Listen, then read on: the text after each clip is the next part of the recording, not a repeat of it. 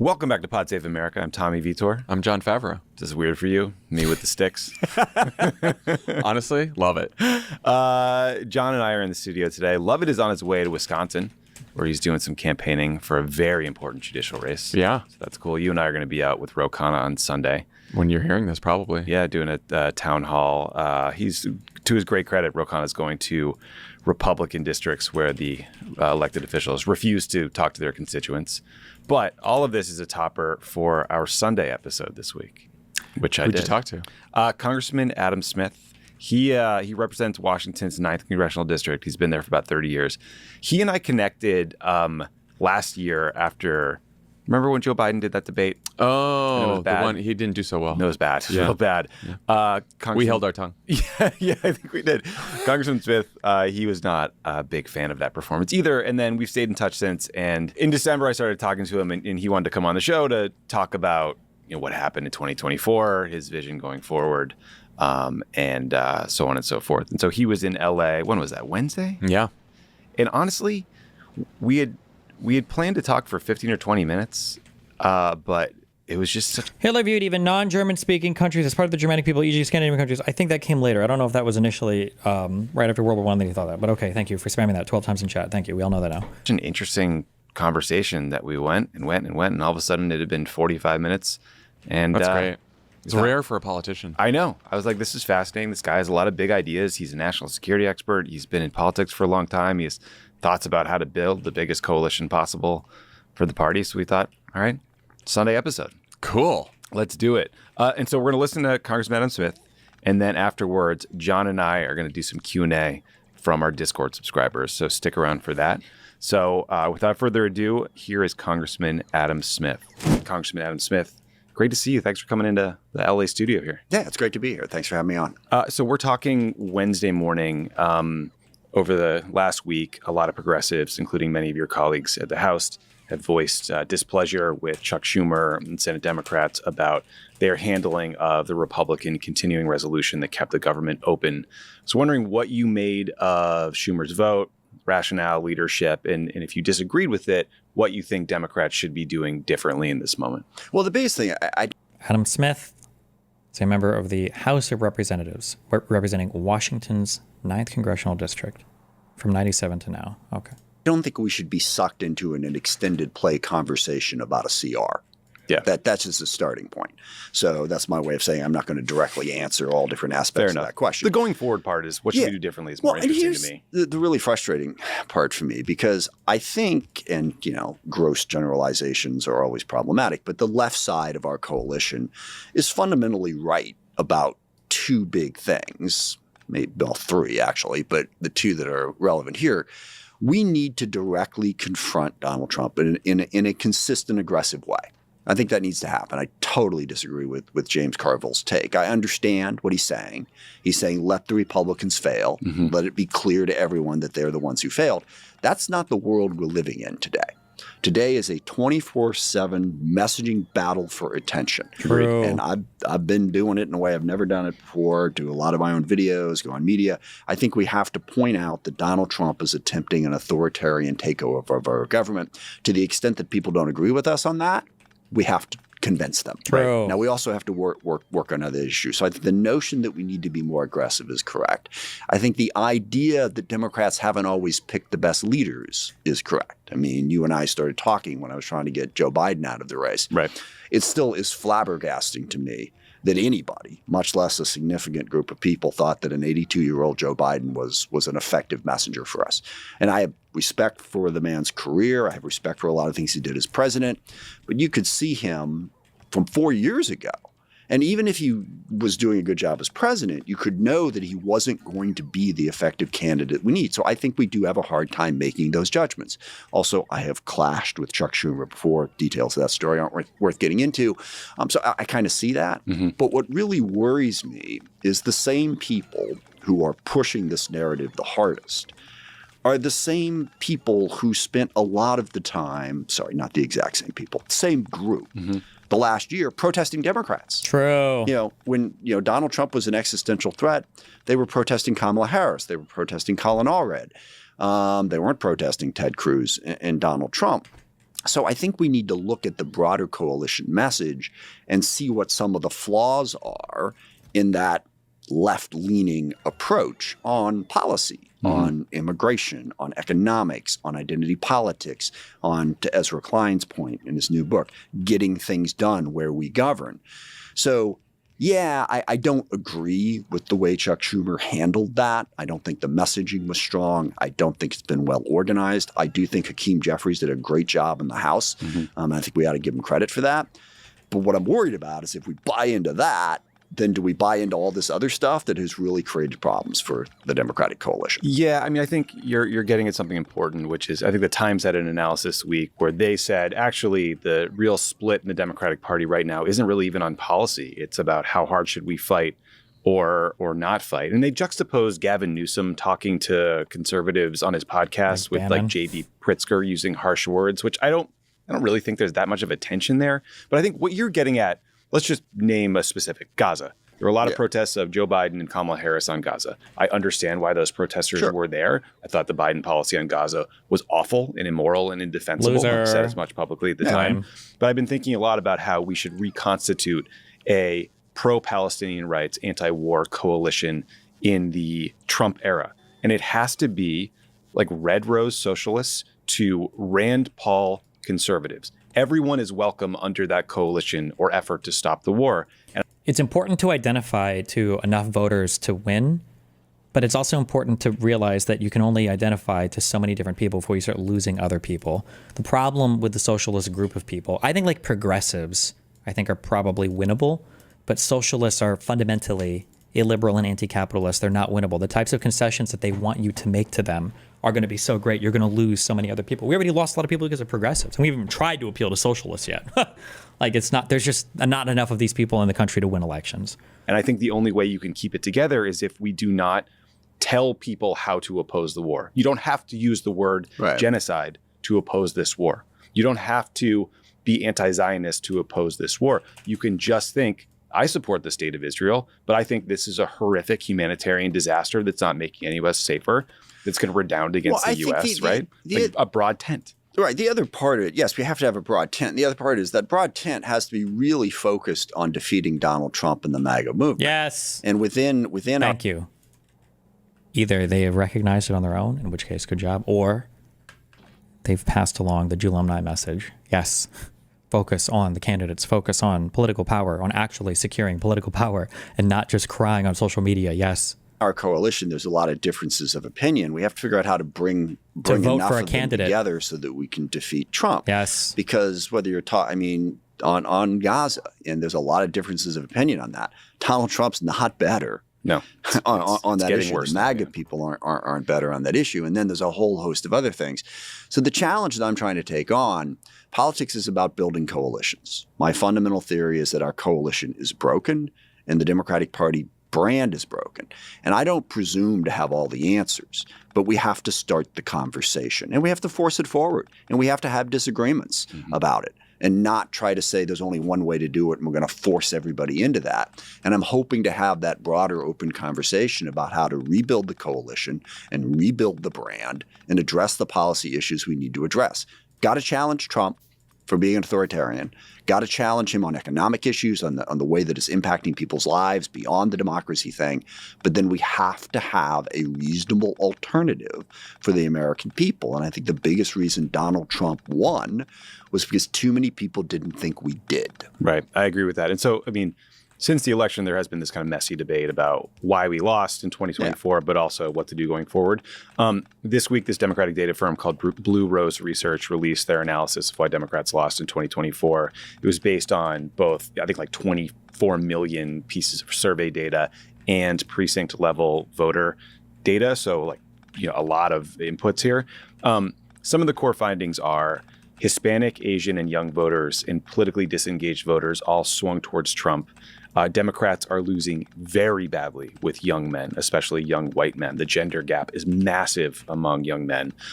Democrats did not lose because of a turnout problem in 2024. In fact, Blue Rose found that if more people voted, Trump would have won by more.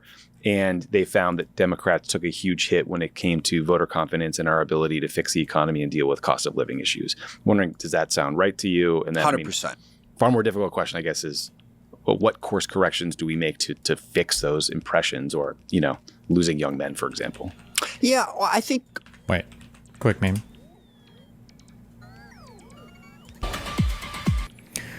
I'm a little confused by your rhetoric. What is the political power you're referring to when bringing up candidates like Trump? Is it a characterization of his social influencer status? No, I'm just saying like winning elections, like having political power, like being able to enact policy, which is what politics is arguably for.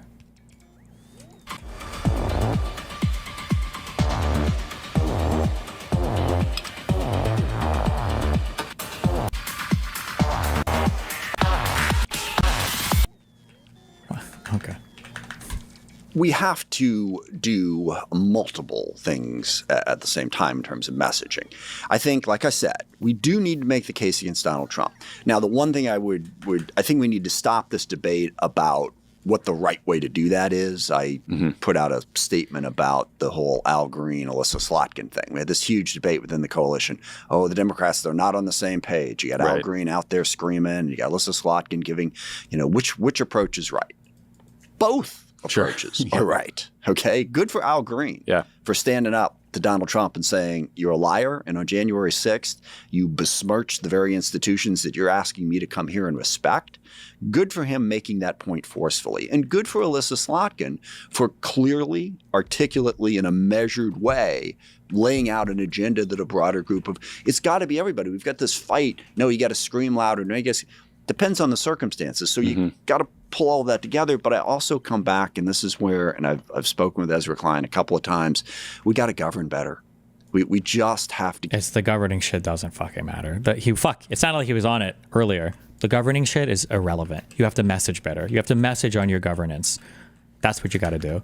Get things done. Yeah, we're in California. We feel that one. Yeah, and I'm Washington State, the Seattle King County area. We are drowning in process and inclusion. We're not building housing. We're not building roads. We're not building high-speed rail. We're not governing effectively. Well, actually, I think in big blue states, I think there might be issues with that rail shit in California has really been everything. There might be some areas where they can improve, but the messaging is way more important right now. Because we've fallen in love with too much process and too much inclusion as opposed to getting things done for people. Now, there's a lot of blame to go around here, and I'm dragged into this world of, are you a centrist or are you on the left? And I went through those battles. In the 80s and 90s, I was New Democrat, part of the DLC. Early 2000s, Simon Rosenberg, who's a good friend of mine, and I sort of felt like the New Dem movement was losing its way to some extent. And I concluded that what we need the center and the left. It's not, okay, which side is right? We got to figure out how to work better together going forward. No doubt. But my frustration in the Seattle King County area is that a lot of left-leaning policies have proven ineffective, and that's fine. This is a complicated, very difficult business. What are a couple examples? Criminal justice, housing, homelessness, drug abuse. Drug decriminalization efforts. It seems like there's been a body of research that it's not going well. Correct. But also just basic insistence on I wonder what they mean by that. Drug decriminalization efforts aren't going well. They're raising a lot of fucking money. I don't know if they were going to ever clean up the streets per se, but I don't know what they mean by not going well. I'm curious what they mean by that. Competency, accountability, and personal responsibility in addition to helping people. We've set up organizations based more on identity and lived experience than competency at the task. So as a consequence, a lot of the money that we've poured into homelessness hasn't been well spent. It's gone to organizations who don't know how to run a business, don't know how to build housing or run housing. So we haven't been as focused on efficiency and effectiveness in what we've been spending. And also, I think that the balance on we needed criminal justice reform. I'm 100% opposed to mass incarceration. I think we've made progress on that. But can we have accountability in the alternatives to incarceration programs? We don't have that accountability in King County. And the other aspect of it, which we've alluded to earlier, is so I noticed this like 4 years ago, 5 years ago, and I started having conversations. And the resistance to any changes, to trying to make it better, every time I asked a question, I was like, well, you're just, you're in favor of mass incarceration. This definitely happens in online debates. I'm curious, well, he's bringing up the incarceration thing. I wonder what the specific suggestions were, but it's not surprising to me. Or you're citing Republican talking points. I'm just trying to fix a problem. Right. Trying to make us work better. Like, I think it was a disaster. It was stupid when the whole the way that people were trying to pretend like shoplifting and stuff wasn't a problem in San Francisco and everything. Like these were just dumb decisions that Democrats made. Hopefully they've learned from them, but the radical rejection of every single solution because it sounds racist or sounds like a Republican talking about it is cringe and stupid and probably needs to stop. So I think the ideological rigidity, and that came out a lot in the opposition to Gaza. I mean, using threats and intimidation to try to silence people who disagree with How does decriminalization raise the state money? Because then the state can tax it, no? you should not be a progressive value. And I've had that happen. I had a town hall meeting last June and could not conduct the meeting because it was just insults were screamed. They wouldn't let anybody else talk. That's legalization? I don't believe so. Are you don't like the local weed dudes in Colorado and shit pay? I mean, it is legalized in those states. Essentially, it's state legalization. I hate the term decriminalization because it makes people talk about this in a retarded way. They legalize it in Colorado and stuff. It's state legal. It's just not federally legal. You can't do that. A state can't do that. But they're collecting revenues and stuff off of it, aren't they? Are they not? State can only tax it. Decriminalize it. Oh, never mind. Okay. If you're saying decrim insofar as like if a cop catches you with it, they won't arrest you, but you're not allowed to sell it or whatever on a state level, that's fucking retarded. I would agree with that. I don't know how many states do that versus legalize it on the state level. I don't know what the numbers are for that, but I would imagine that's just retarded, sure.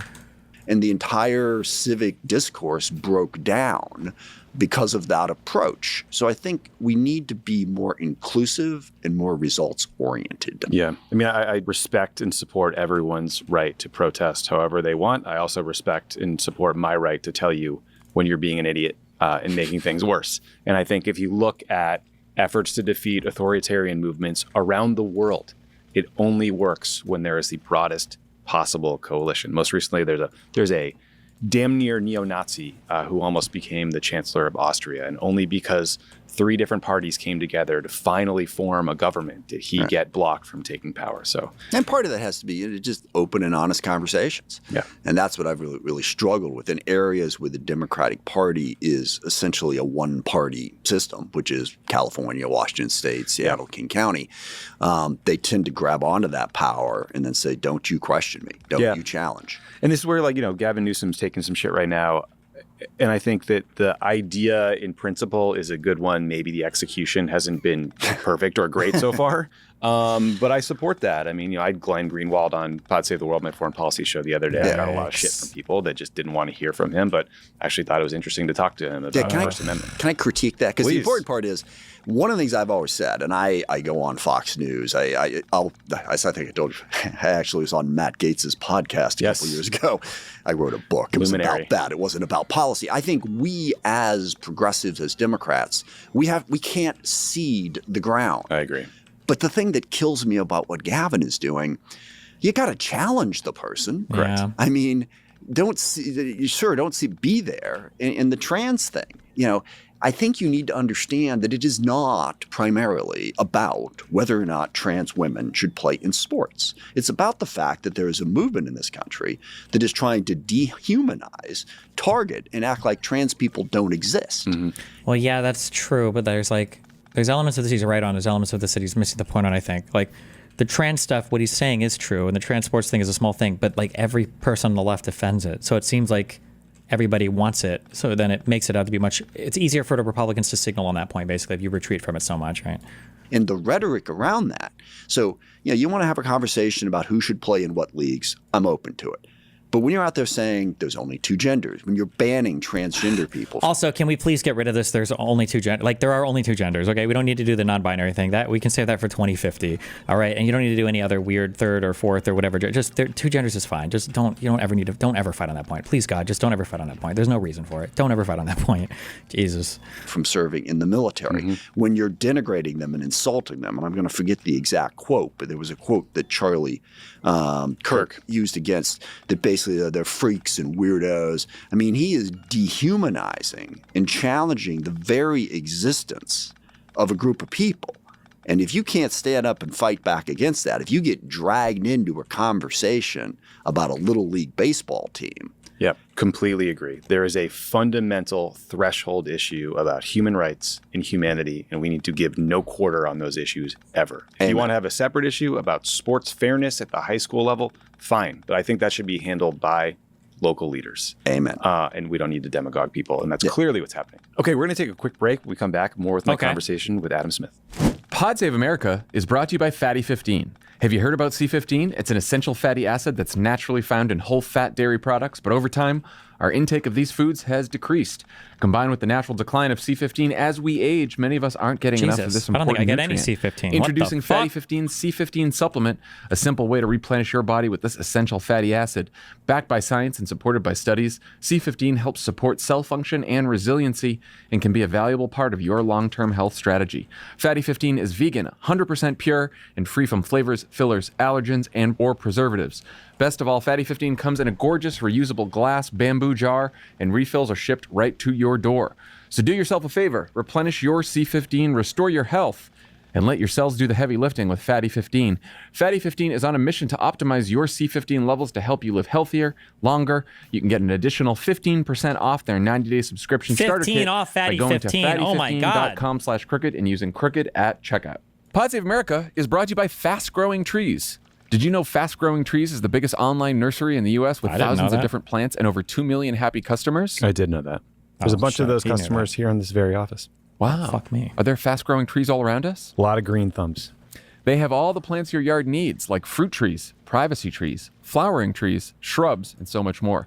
Whatever plants you are interested in, Fast Growing Trees has you covered. Find the perfect fit for your climate and space. Fast Growing Trees makes it easy to get your dream yard, order online, and get your plants delivered directly to your door in just a few days without ever leaving home. Their Alive and Thrive guarantee ensures your plants arrive happy and healthy. I'd like an Alive and Thrive guarantee. Same. I feel like shrubs really got a raw deal. It's just not an appealing name. I know. Hey, you want this shrub? And the shrubs themselves can be appealing. But like a privacy But they could use tree? a better name. Yeah. Sounds awesome. Just protects your data. Fruit trees? Yeah. I love a fruit tree. Living in California really opens your eyes to fruit trees. It's unheard of in New England. We got a kumquat tree in our front yard that it was just it was just there. It was there when we moved in. Plus, you can get support from trained plant experts on call to help you plan your landscape, choose the right plants, and learn how to care for them.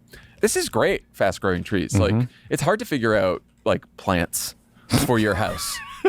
Okay. Well said. I'm not going to a nursery. Are you going to a nursery? Are you No. going? You're driving around. I barely looking for a leave nursery? my house. Yeah, that's what I'm saying. I want someone to tell me what I need. Shrubs delivered Shrubs on to demand. my door. Uber for shrubs.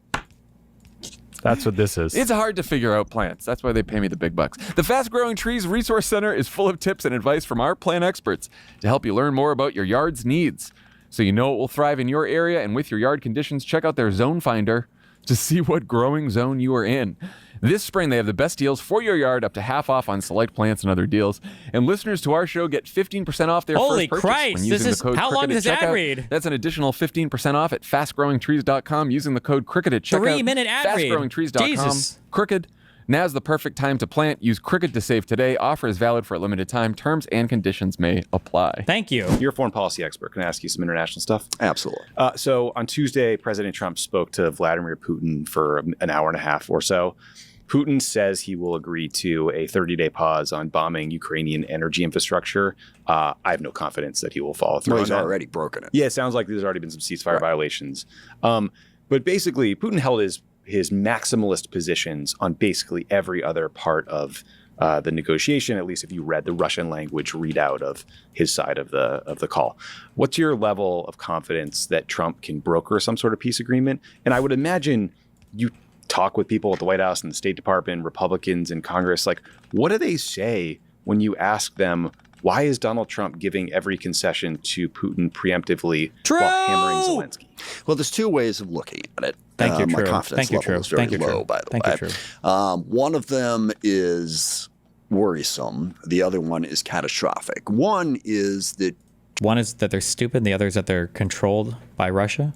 Trump genuinely wants to get a peace agreement between Russia and Ukraine. And it's not incorrect to say that as long as Ukraine was insisting on their maximalist goals, retake all of Ukrainian territory, try Putin for war crimes, Right. force Russia to repay. And I've had this conversation with Zelensky, as well as with others, to say, well, aren't you cool, we're with huh? you, we're going to defend you and help you. But that's a war that you can't win. So we got to get to a path. And if you want to Right. put a little pressure on Zelensky to say, hey, let's come to the table and have that conversation. So the charitable view is that is what Trump is trying to do. The problem with that view is it only works if you also put pressure on Putin. Russia. And this is the argument that I had last year when we were arguing over passing the supplemental to help Ukraine. And a lot of Republicans who claim to support Ukraine were like, yeah, but we got to get to peace and we're not doing this right. We're not doing that right. I said, okay, great. But if we cut off Ukraine, they're dead. Yeah. So I'm happy to have that conversation. But there's a threshold question here.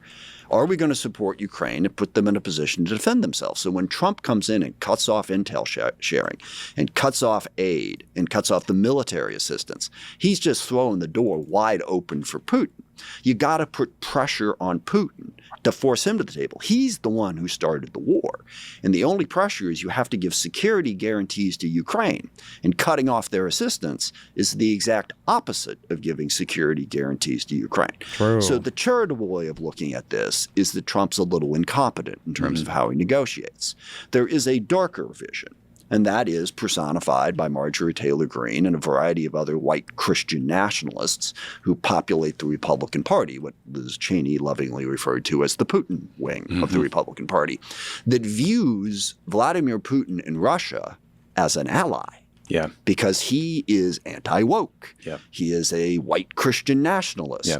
So, and which side of that is calling the shots? I wish I had more confidence that it was the side that just wants peace and they're going at it awkwardly. I'm deeply worried that Trump is aligning us with Putin and Russia's vision for the world, which is a dark and terrible vision. Yeah, there is a world where Trump, I mean, I think we sort of see it in his demeanor and the words he says, where he is more comfortable with, he feels more connected to, more aligned with autocrats, including Putin. And by the way, Putin's like religiosity is a pretty recent. No, it's bullshit. Right, exactly. It's a fascist clinging to whatever unites the people. Exactly. I mean, Any good fascist has to have that sort of their following in Rasputin there. Exactly. Yeah, I've been reading this book about Steve Bannon and his connection to this kind of small group of right-wing literal fascists who are also kind of occultists called traditionalists, and it gets into his Yes, ties. I with this read guy, about that. Yeah. Alexander Dugin, who's this very scary genocidal Russian thinker. And it's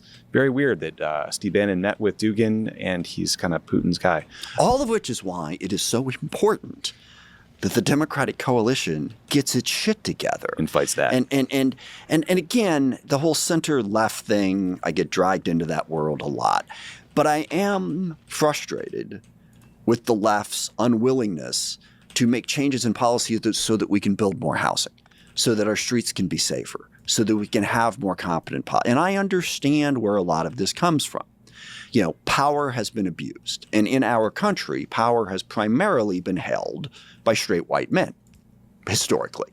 So, you know, they wanted to go after the power structure. That's fine. But you have to have rules and standards and hierarchies in order to actually accomplish things for the people that we progressives want to help. Chaos only benefits the people who already have enough money that they don't have to worry about it. So could we update that ever so slightly so that we actually have fun? If the power system is abused, fix it. Get the right people in place. Hold the people accountable who are abusing it. But then you have to have rules. You have to have standards, accountability, personal responsibility, so you can build a better, safer society so that we can go to the public and say, you know, not just don't go with the fascist, which I would have hoped that would have been enough. One would think. I will be honest with you. But it's very clear that it's not. No. So we have to say, come with us because here's how we're going to build a better life for people. Fascism is very hot right now, especially with young white men. Look at Germany, look at the AfD party. It also drives me insane that Trump primarily talks about alliances as some sort of financial burden, and rather than understanding that we created NATO, we constructed it as it is because it had a ton of control and power.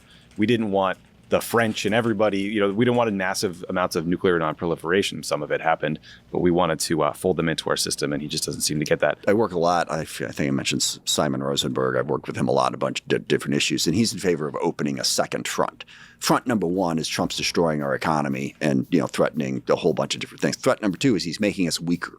He is actually making us more vulnerable as a country, that his national security strategy is making us weaker, more vulnerable, and economically less strong. And that these institutions that he's smashing, because he just sees it as, basically he sees allies and partners as people to be exploited, not as a partnership. That is making us weaker. And the idea that the system of alliances that we built was a giveaway by the U.S. to the rest of the world. It's stupid. We benefited from that more than anybody by having the richest, most powerful country in the history of the world. Now, we screwed up on the distribution of that wealth. Right. We've generated a lot of wealth. We've concentrated in the hands of the few and left the working class behind.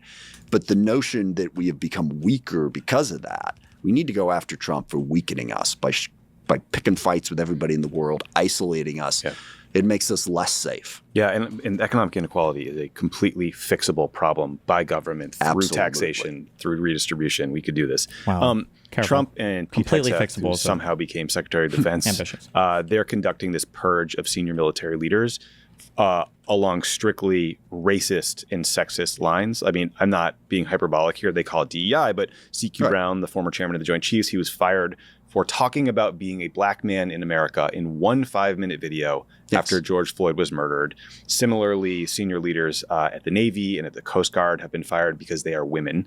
How do you think these moves are impacting the armed forces, their ability to recruit, readiness? See, that would be the second leg in my three-leg stool about how Donald Trump is making us weaker. By weakening our institutions, by weakening our federal government. And certainly at DOD, but he's doing it at NIH, he's doing it at the FAA, he's doing it at the National Nuclear Security Agency. By randomly firing people, canceling programs, and sowing chaos amongst our workforce. When he talks about this, like from this perspective, this is what I mean when I say like things like diversity and all this. They shouldn't be presented as these like cringe things that you have to defend because it's like a good charitable action for us to do. Like these are things that overall benefit everybody in the country, is to be able to allocate our best and brightest to areas that they might not otherwise have opportunities in or whatever. Like it's not supposed to be like, oh, we have DEI because we realize that we need to make things suck a little bit to be fair to everybody. Like that's not supposed to be the idea. It's why these conservatives can never cite any actual DEI programs that are bad for us and they just use it as some fucking boogeyman. Force. He is making us weaker, and yes, he is making us weaker at the Pentagon. I have a death of Stalin analogy, which I like to use at this point. So it's bad enough, and C.Q. Brown is a highly qualified individual. He has led commands in a whole bunch of different Deputy places. CENTCOM commander, ran the Air Force, I believe. And I've met with him, I've worked with him for years. Deeply talented individual. So getting rid of that level of talent right off the bat makes you weaker. But the death of Stalin analogy is at the start of that movie, Stalin has a stroke. Doesn't die, and they show up and what do? Well, we got to go get a doctor. Let's get the best doctor available. And the guy's like, we don't really have a best doctor. What do you mean we don't? Well, we either killed them or we sent them to Siberia to make sure that they were loyal to us. So they're all just kind of not that good anymore. Right. And that's what you get, because it's okay. They fired C.Q. Brown and they fired others as well. The people who are left. Now, some of them will be brave, and some of them will say, I'm doing my job and I don't care. And then they'll get fired. But a lot of people say, if this is the way the game is played, I know that being competent, being good at my job is not important. I simply have to be a sycophant and a loyalist to Trump. I'm going to do that, and I'm not going to focus on actually running this place well. That will weaken us all across the board, and certainly at the Pentagon. So, look, Donald Trump is attempting an authoritarian takeover of our country. I was with a group last night of more Silicon Valley-like people, defense industry folks, and talking about this. And they were attempting to argue, well, we're going to say, I'm like, no, this is what's happening. I mean, they fired someone at the Justice Department for not giving Mel Gibson back his gun rights. Yeah, that seems wrong. Well, it's not just wrong. It is an authoritarian takeover of the government. It's saying, no, no, no, no, no. Justice Department, DOD, NIH, I don't care who you are. You do not work for the American people. You do not work to uphold the laws of the Constitution. You work for Donald Trump. And you will do what Donald Trump tells you to do when he tells you to do it, or you will be gone. That is an authoritarian takeover of our government. And we ought to call it that. Now, I think we got to be intelligent about how we do that.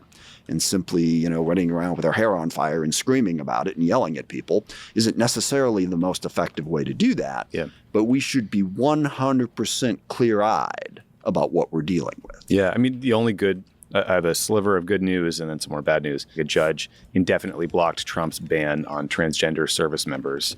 It's just an insane decision to tell, I think, 13,000 American citizens that they cannot serve their country because of who they are. But I did also notice that earlier this week, Trump named a bunch of right-wing activists and allies to boards that oversee U.S. military service academies. So I'll give you a couple names. Mike Flynn, he's now named to the West Point Oversight Board. I'm sure you know him well. I know Mike Flynn, yes. Yeah. I knew him before everyone. Charlie Kirk. Unfortunately, I did too, because he worked for Obama. Pleaded guilty to lying to the And, FBI. who was the Once third posted one? A video where he pledged allegiance to QAnon. Walt Nauta was appointed to oversee the Naval Academy. Nauta. He's Trump's former military aide who was charged with obstructing the government in the classified documents case. He was the one who was running around hiding the document boxes from Trump's other lawyer. Charlie Kirk, who we talked about earlier, was named to the board overseeing the Air Force. Charlie has zero military experience. He's just a right-wing propagandist. These are almost like comically terrible picks, but what do these boards do? What is the impact here? I mean, they don't do a great well. They have influence over the curriculum, over how the Air Force Academy is run, however, how West Point is run. And so they are going to be pitching their unique right-wing ideology. And also, back to the point I just made earlier, they're going to be making sure that everyone's loyal to Trump and Trump's agenda first, last, and then always. And that's what their focus is going to be. It's going to be to put forward Trump's right-wing agenda. But again, agenda aside, it's going to be about loyalty to Trump, not trying to actually accomplish something for the American people. So yeah, that's one of many aspects to it. And also on the authoritarian takeover part, can we please stop having people write articles about, well, Trump hasn't actually, pushed a constitutional crisis yet because he hasn't actually defied the courts. Yes. It sort of seems Yes, like he has. Yeah. He's repeatedly defied the courts. Now, the courts have not yet taken the next logical step in that situation, and that is to sanction the Trump administration people. Because that's the way – I'm an attorney. I never practiced that much, but I went to law school, so I have vague ideas about the stuff. I prosecuted briefly for the city of Seattle. And the way it works is if you defy the judge, the next step is sanctions. Go to jail, get fined. Contempt. Yeah, exactly. They've defied probably at least a couple dozen different court orders at this point. Now, the courts, I think rightfully so, are reluctant to step in and pick this rather monumental fight. Mm-hmm. So they keep holding out hope that, well, they're taking their time, but eventually they'll comply. Yeah, you got John Roberts putting out statements trying to calm Trump down. Please comply. Right. Pretty please, could you? So, but we're going to reach the point, I think we've reached it already, where they're going to have to sanction them or admit that the John Roberts statement was good. John Roberts said you shouldn't be calling for the impeachment of judges. That's not like a punishable offense to call for that. That was a norm violation, not a legal one. So I think that was fine. But their rulings are irrelevant. Yeah. Trump is defying the courts right now, and we shouldn't let anyone get away with saying, well, sort of. No. He is 100% defying court rulings, and we should hold him accountable for it. Last foreign policy question for you. I mean, this week alone, our America First isolationist anti-war president reportedly greenlit the Israelis restarting bombing in Gaza and ordered the U.S. military to begin the sustained bombing campaign against the Houthi rebels in Yemen. Do you think there is more military value to continued bombardment of Gaza after this place was obliterated over 15 months? And regarding the Houthis, what's the legal basis for them framing this as a long-term bombing campaign, aka a war? Sure.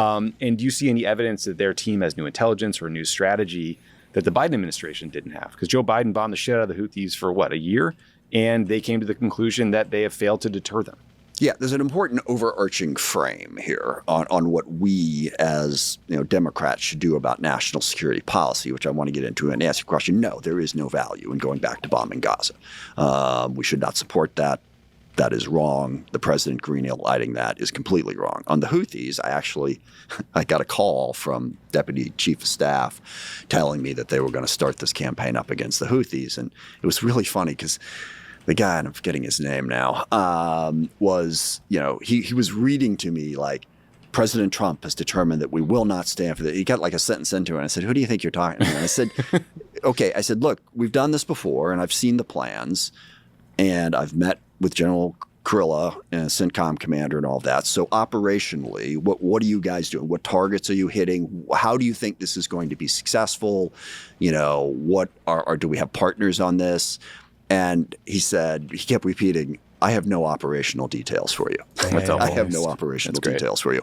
So yeah, I mean, I will say the Houthis are attacking U.S. ships. They are blocking the shipping line. They had been. Apparently, it seems like they said they would resume attacks on ships, but hadn't yet. So this was a preemptive strike. They took a shot at a U.S. destroyer, and they took a shot at a U.S. They're drone. not good guys. These are bad fucking guys who kill aid workers. Like we're no Houthi fans. No, but I'm just going to the legal justification. Sure. There is a legal justification. You think it's a response? Yes. Force protection. Now, is there a plan behind it that's going to get us to a better place? I don't believe there is. The only real plan would be enforcing a peace deal in Gaza, enforcing a peace deal between the Israelis, the Palestinians, and the Saudis and all of that. But overall, whenever we as Democrats are talking about national security, I think we have to understand what Trump's appeal is.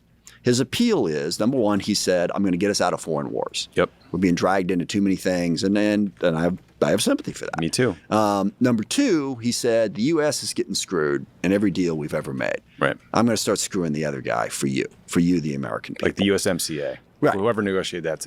Yeah, exactly. Jared Kushner. Now, it's absurd on a deeper level than what I didn't articulate as well as I would have liked a moment ago about how the global alliances actually do benefit us. But understand that to the average American, the notion that foreigners are screwing us is something that they're kind of sympathetic to. It's nationalistic, yeah. Right. So when you're countering that, you have to show, A, he's making us less safe and making conflict more likely.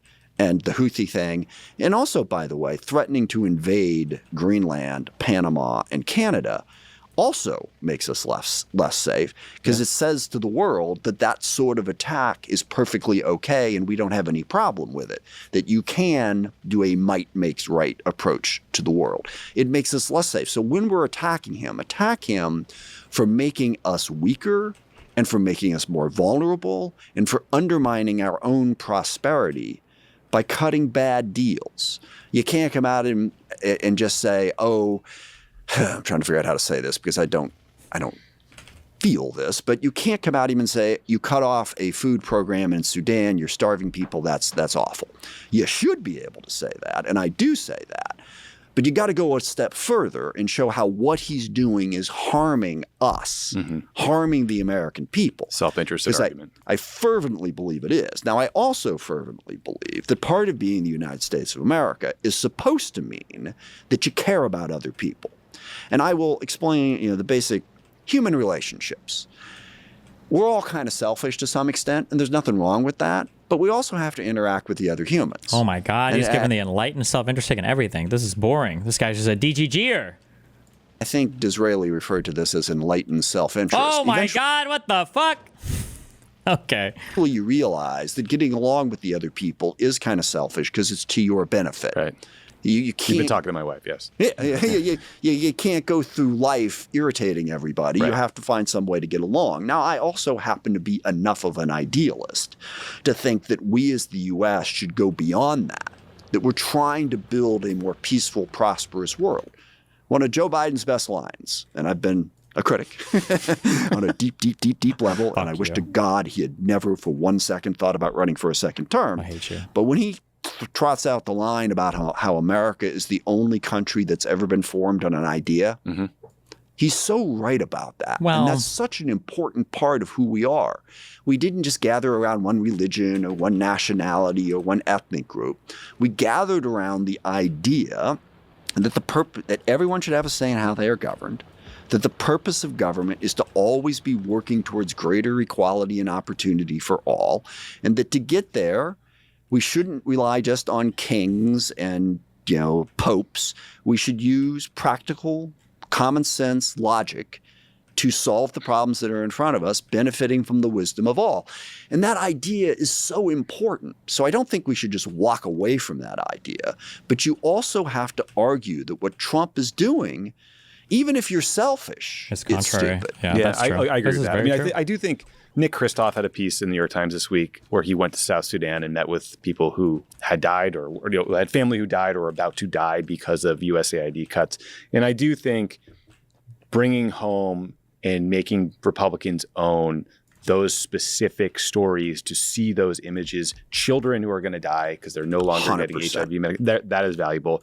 But associated with that trip, Kristof also had this organization try to calculate the impact of, the growth in tuberculosis or, diseases that are going to boomerang back and hit us. And I think that's an important part of the argument that you're talking about. I've been making this speech for a while. I'm the co-chair of the Caucus for Effective Foreign Assistance and have been for 16 years.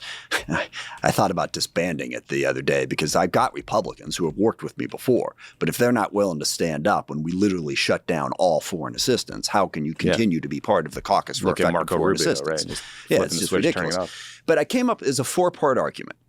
And depending on the audience, I either started with the first 3 or I started with the 1.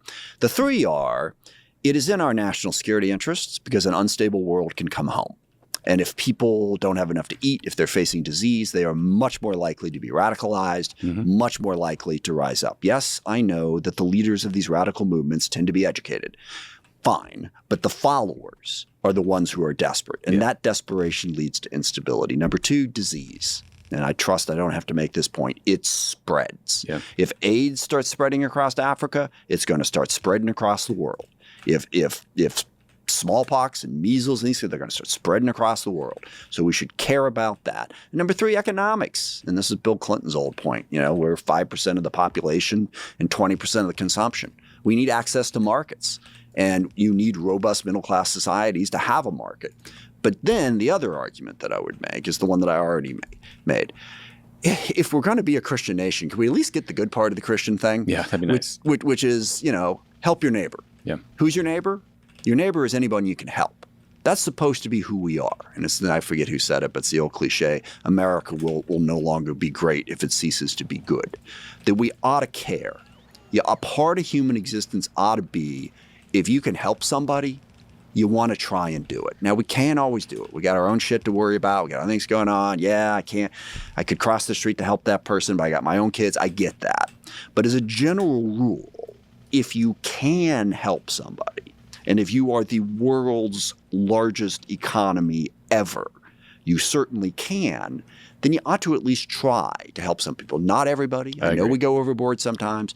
And that's the basic argument for why the U.S. should be engaged in the world. I totally agree with all of that. True. So final question for you. You and I have been sitting here for 30, 40 minutes pulling our hair about this autocratic threat to our nation, about the kind of feeling like the Democratic Party is divided and feckless in this moment.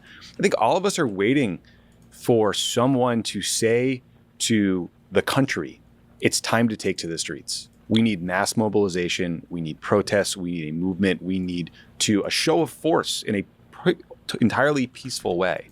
Where do you think that leadership can come from? Will it come? Are you worried that it hasn't come? Because 2017 felt really different, right? There were marches right away. Now it's just people are scared shitless and reading the news. I think we need to make clear the basic path forward. We need to stop talking about what we can't do. What we can do is we can organize and deliver the message, and that's what we've done here. And I've walked through the message.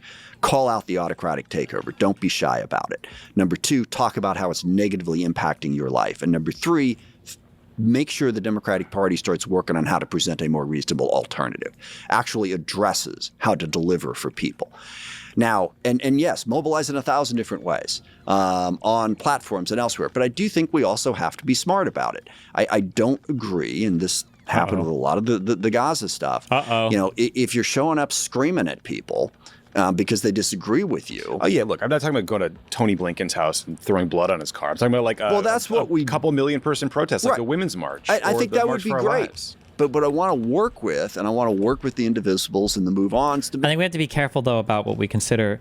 Again, it comes down to politics. You practice politics for the acquisition of political power. That women's march, I think, was the largest march, I want to say, collectively in the entire world. And then we lost abortion. Like, what was the point of that? What do we get from that? Like, I don't know if these things are... Like, it's cool that we got a lot of people, but, I mean, at the end of the day, what did it accomplish? And I think in large part, a lot of it is because there are just no political, there are no actual policies in mind. It's just like rage marching. And then, I don't know.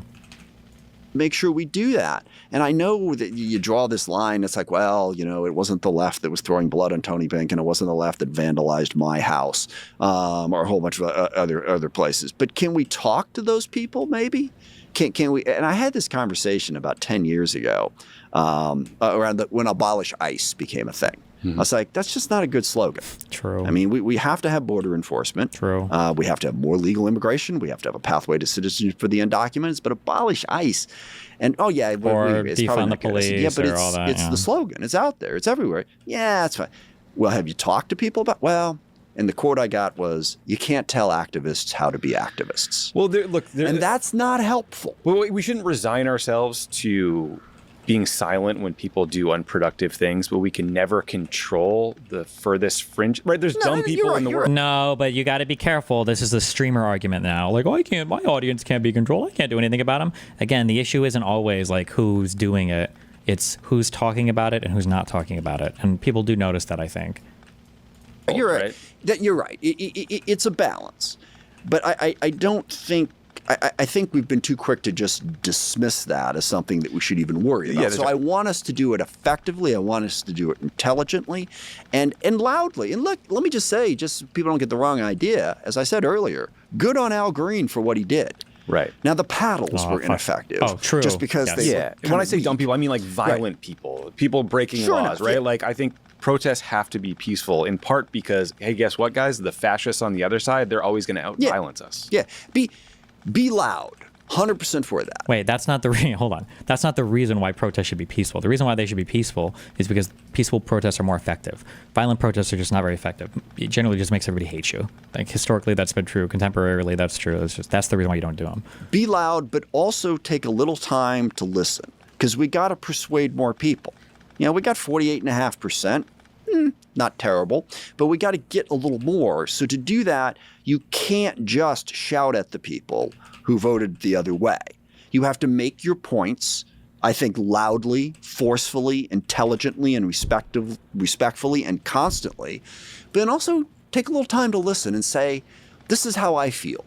Where are you coming from? Yeah. And then once you learn where those people are coming from, you're in a better position to counter their arguments, to understand their arguments, and to bring them in. So it's a balance. And I worry a little that the general message from a lot of folks is whoever breaks the most things is the person I'm going to follow. Yeah, I mean... Be loud, be passionate, but also there's a part of it that has to also be... Well, the J6ers got off, so I think violent protests are good. Well, J6 was a bad look for Republicans. It was. It was optically bad for Republicans even. Now, they've recovered from it, and they didn't suffer the consequences that they should have. But at the time, it looked bad. That was some of the first times that there were Republicans who felt like they had to leave the party. J6 was not a good look for the Republican Party. If there would have been like more and more stuff like that, it would have hurt them more. Trying to be more inclusive. And there's a bunch of good ways to do that. And I think we've talked about it. No, I agree. Listen, you have to listen before you can persuade. And I think you're reflecting back frustration that I feel profoundly, that I think a lot comes from the internet and the amplification of the worst voices on Twitter or other platforms. But Congressman Smith, thank you so much for coming in and talking with us. Really appreciate it. It was a great discussion. I appreciate the opportunity. And like I said, every day, we got to keep doing it. We got to keep putting the message out there and trying to grow support. Amen.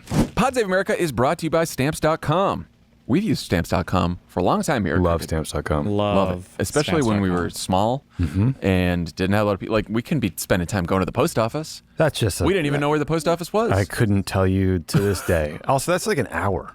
Yeah. You get in your car, you have to park, just get in line. Flexibility in your workday means you can decide when and where to invest your time, like focusing on the important parts of the business that only you can do. Okay. With Stamps.com, tedious tasks like sending certified mail, invoices, checks, or documents and packages can be done on your time, not someone else's. Stamps.com simplifies your postage needs and adds valuable flexibility back into your workday. True. Seamlessly connect with every major marketplace and shopping cart if you sell products online. True. Take care of mailing and shipping wherever you are, even on the go with Stamps.com mobile app.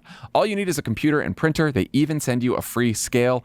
Easily schedule package pickups throughout your Stamps.com dashboard. No more tedious postage math. Rate Advisor helps you calculate the best shipping rates fast. Get rates you won't see anywhere else, like up to 88% off USPS and UPS.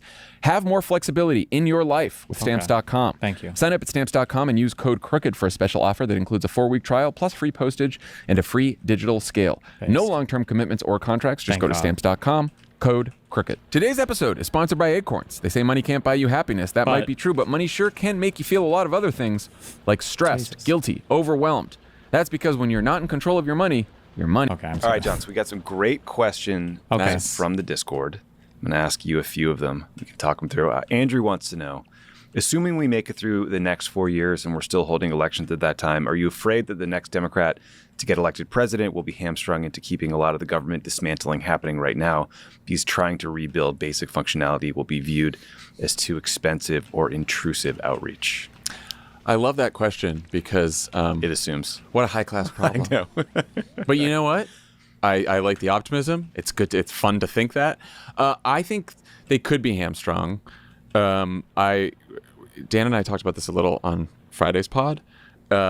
Which is I think that the next Democratic president, probably even when they're running, is going to have to like issue a call for the best and brightest in every expert field and to join government again, because Trump and Musk have taken a chainsaw to the government, and I think it's gonna be hard to recruit and retain people in a government where if they'll think to themselves, oh, if a Republican wins again, I could just like We're gone. lose my job. I think that the next Democratic president will be able to get fantastic political appointees. I think the civil service is going to have to be rebuilt, and it could hamstring the next Democratic president. But I also think that one potential benefit of Trump doing what he's done is he's showing what you can change and get away with within the confines of the law or what the courts will allow. Oftentimes outside the confines of the law, but I'm sure there's a lot that he's doing that is actually going to be legal, just that we might not wouldn't have done ourselves. So I think that the next Democratic president is going to be liberated in some senses of like reorganizing agencies and cabinets in a way that's going to make government most effective for people. Wow. Yeah, I've been thinking about this a lot. I mean, I don't want the next Democrat to feel like they need to just go back to the status quo before Trump. Like, we shouldn't just go back to USAID as it was and spend a ton of political capital trying to just run it back. Like, we need to reimagine what these agencies can look like. How can we do it smarter? How can we be more efficient? I think there will be some challenges, though, because Trump is just throwing all Democrats out of what are supposed to be nonpartisan boards or agencies or leadership positions. And I think it is going to start a tit for tat that is going to be hard to put back in the tube, but we have to do it. We can't let like these right-wing MAGA zealots run the, I don't care about the Kennedy Center, but that's an example. Well, you and I were talking about this yesterday, ICE. And look, we went through the whole abolish ICE cycle back in 2017, 18.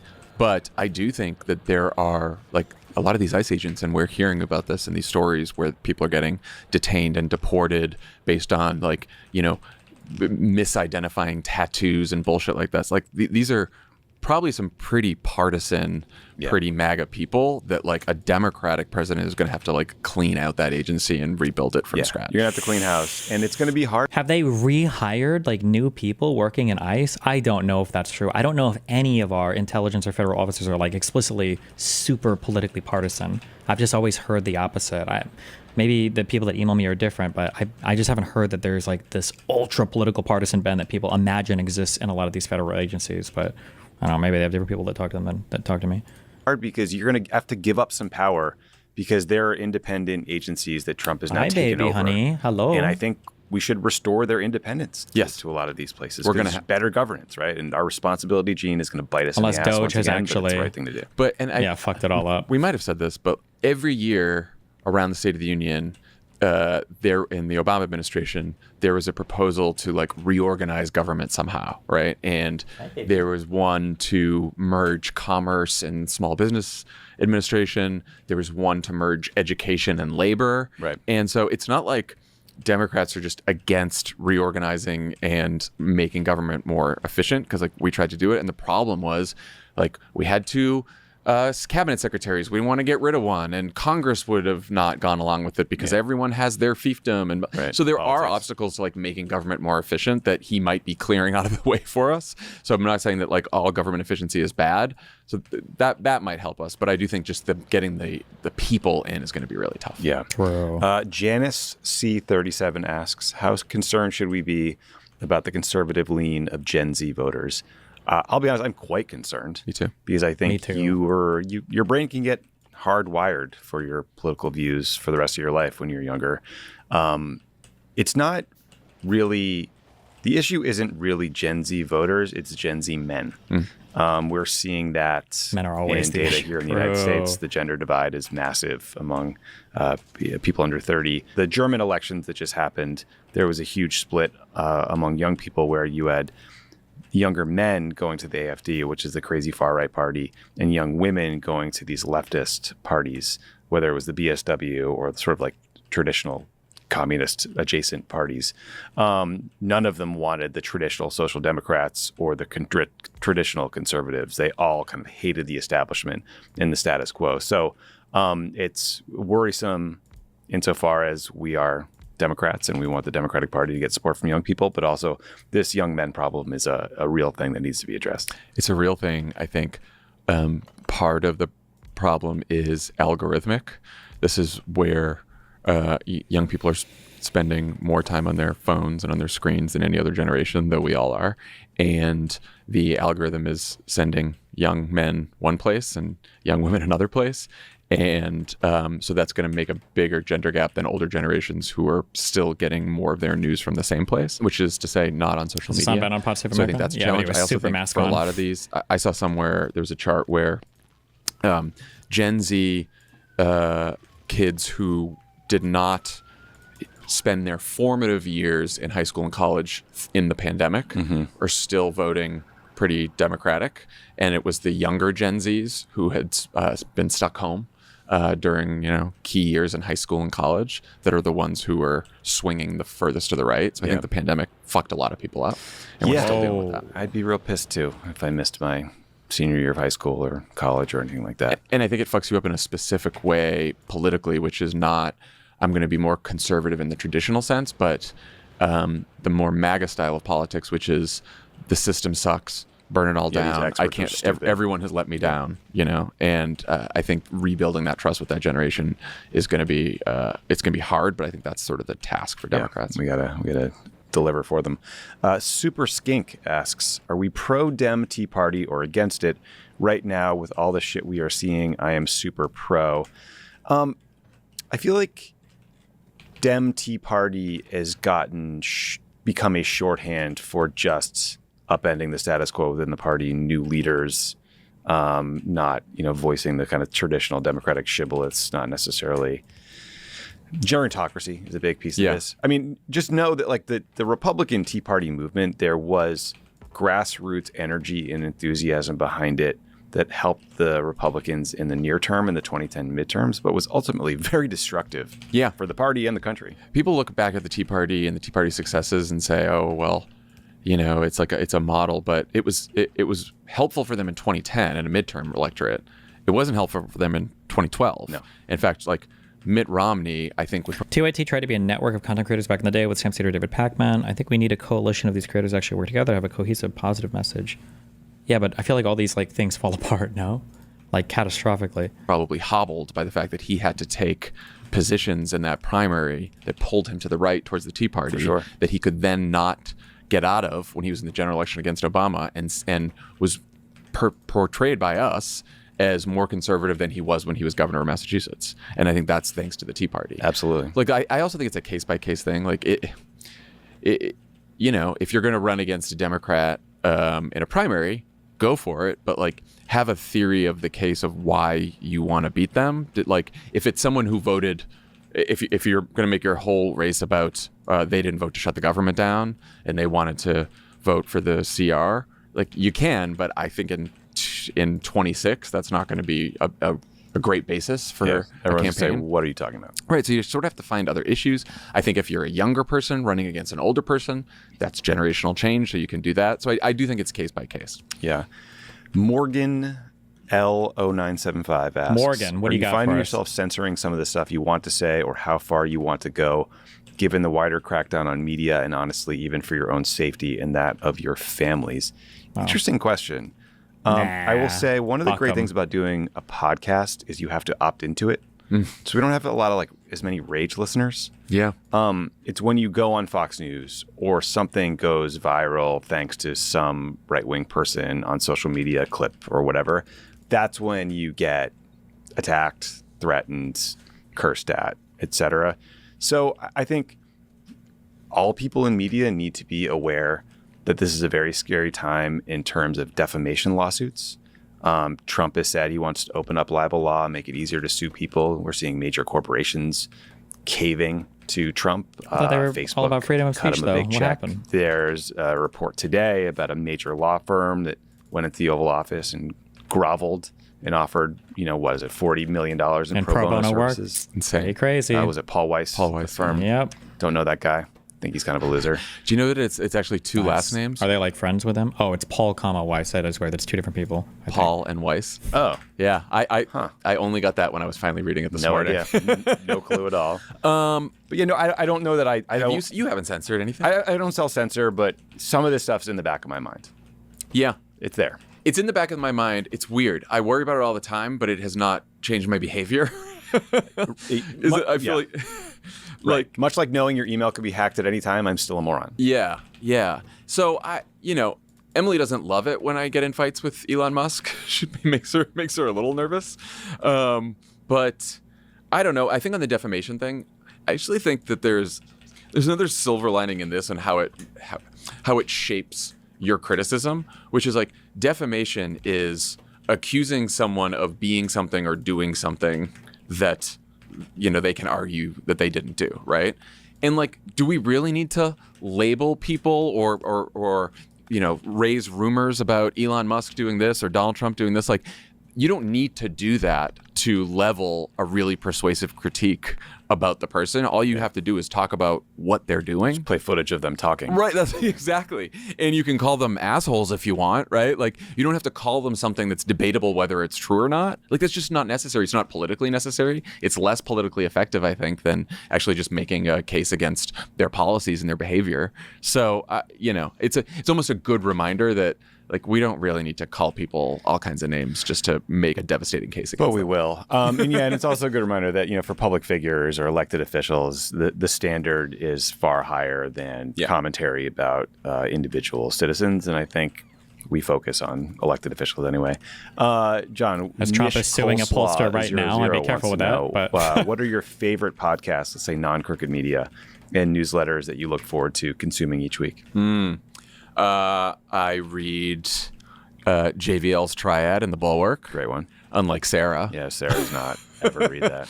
I listen to a lot of the Bulwark pods. I listen to Ezra's pod. I listen to Kara Swisher's stuff. Ezra's on a one-name basis for you, like Madonna? I Ezra feel like Klein? everyone knows Ezra. Okay. Right? Kara Swisher and Scott Galloway. I listen to their stuff. True. I really like Hard Fork. Yeah. Casey Newton. and Kevin Roos over at the New York Times. I'm happy to say that we talked about us having that show on our network, and then they jilted us and dumped us. They did. And went for the New York Times. Loved Eric Thompson's pod, Plain English. Great writer too. I love this show, Pardon My Take. It's a Barstool Sports show. Newsletters, I don't know. Besides Messagebox, I'm not like a huge newsletter consumer. They go to my inbox and I forget to get to them. Yeah, I have them all flagged every morning. Substacks, 1,000 flagged Substacks that I subscribe to, and I have them all flagged. Like I'm going to read them later, and then like I said, I read the Messagebox and I read JVL, and I sometimes read a few others, but it's hard. Yeah, it is hard. There's a lot to read. Final question from That's Nick. Can you share some thoughts on Gavin Newsom's podcast, good, bad, or anything in between? First of all, work in progress. He's had, 2 or 3 episodes? Yeah. I've listened to 2. I've not listened to Tim Walz. I have no problem with him interviewing people on the right, even the far right. I think the execution could use a lot of work.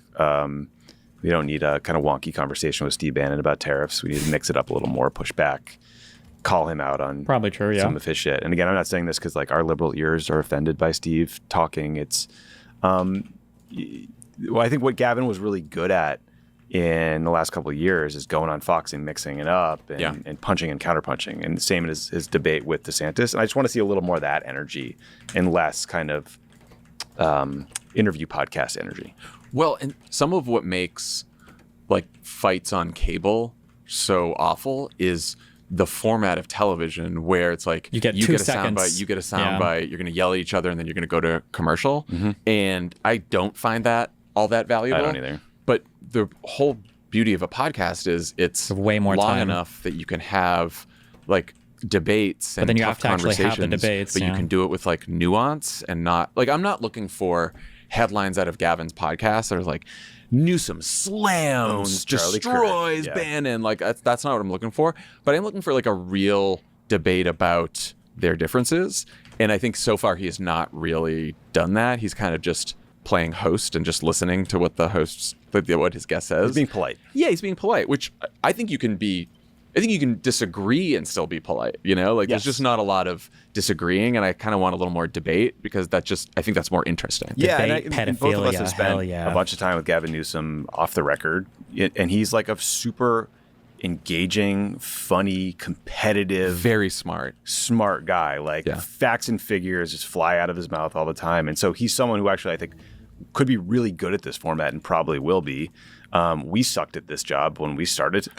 Yeah, and I don't know, like if when we started, you put us in like a interview with a Steve Bannon or someone on the right at the beginning, I think I would have been fucking horrible. Yeah, Steve Bannon, who I full disclosure, I've texted to try to get him to come on the show. I'm still thinking about whether it would work. But he's like he's a professional propagandist, so he's going to be someone who's very difficult to debate. Yeah. And it's challenging.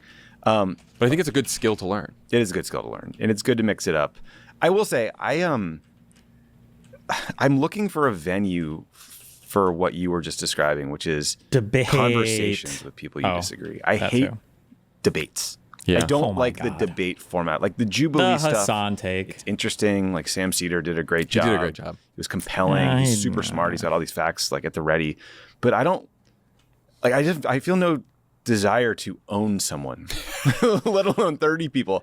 I'd like to talk to someone who disagrees with me in a reasonable way and try to find some common ground. Like I always feel like it's so weird that people take, and I guess maybe because of the reputation, I guess partially that people like Ben Shapiro and stuff built online of like the debate raping of people.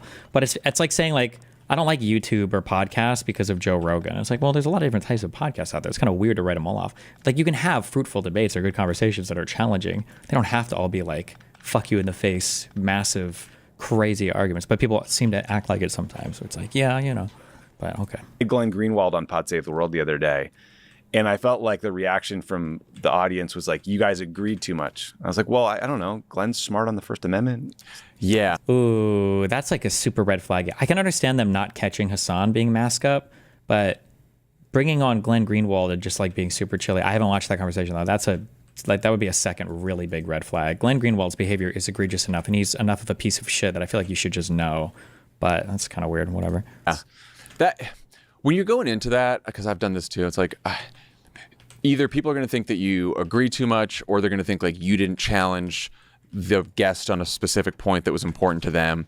And I guess my advice would be, if you're listening to these, like, it's not these conversations are not like they're not going to hit every point that everyone agrees on. And when I'm sitting down with someone, I'm like, if I was talking to someone I disagreed with and I spent the whole time just fact checking them, that's not like really an interesting. You don't want to listen to that. You don't want to listen to that. And guess what? We can all fact check them on the computer. It's also really hard to look do. at our phone. Yeah, it's Well, really but hard people to aren't gonna Imagine do you're in a that, right? conversation with your kid, with your friend, with a political opponent. In real time, you're like taking in the information, you're cataloging it, you're finding in your mind why it's wrong, and you're spitting back out. Like, it's difficult to do. It is difficult to do. And I think the more interesting conversation is not just calling out all the times they're lying or exaggerating or whatever, but like getting to their worldview and then trying to pick apart that worldview if you disagree with it. Yeah. And I think if you can do that, then that's an interesting conversation for people. Yeah, it's valuable. All right, that is it for the Q&A. Thank you again to all the Discord folks. Great questions. Great questions. It's always super fun to pop into the Discord and talk to the folks there. Thanks, 'cause Discord there's, guys. Really great, well-meaning people sharing interesting information and articles, people from all over the world. So love our Discord, crooked.com/friends if you want to join. Also, John, if you're only listening to our podcasts, you're missing out. Oh, yeah. Because we got It's full on video video, episodes and guys. tons of exclusive content on YouTube. Yesterday, And we have a new look here at We got the a new studio look. that we're experimenting We with. got a look in progress. Yeah. I kind of like it. Let us know what you think. Yeah, tell us what you think. At John Lovett.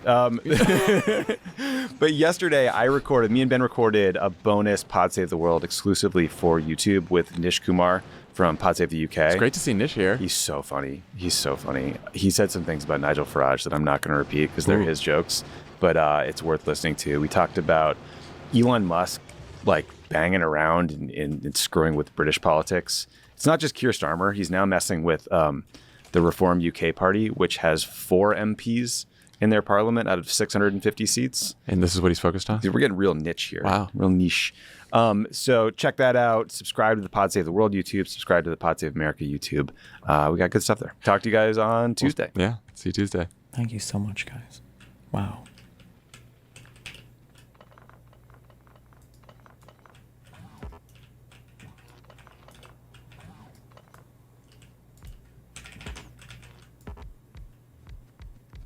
Quick H meme.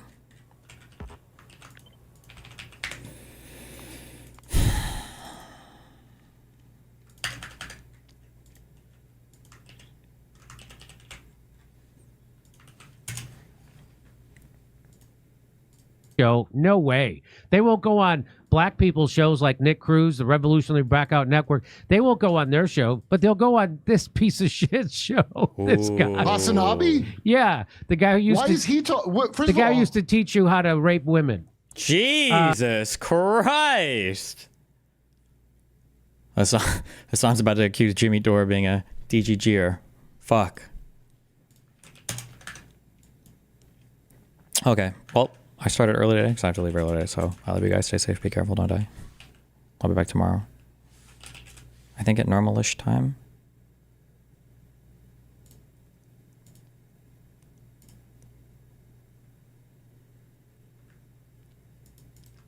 Be careful.